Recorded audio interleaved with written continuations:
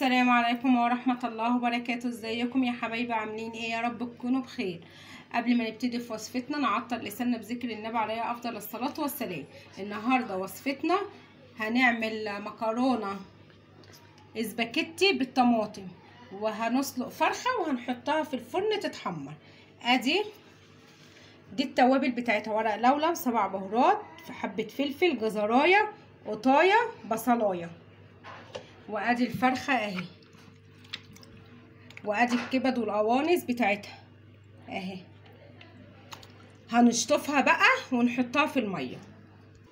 بصوا يا حبايبي، حطيت الحله وفيها ميه، وده هحط التوابل بتاعتنا.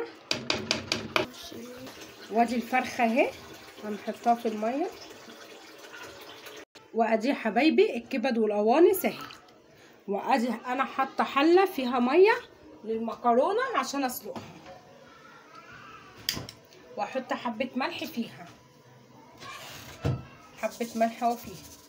وادي حبه ملح برضو للفريخ.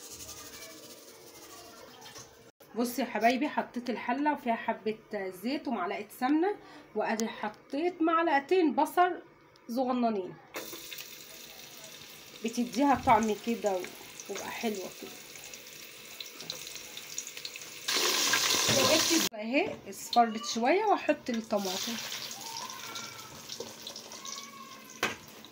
حبه بابريكا اهي، وهنحط حبه فلفل اسود، وهنحط حبه ملح، وهنحط حبه سكر عشان الحموضه اهو.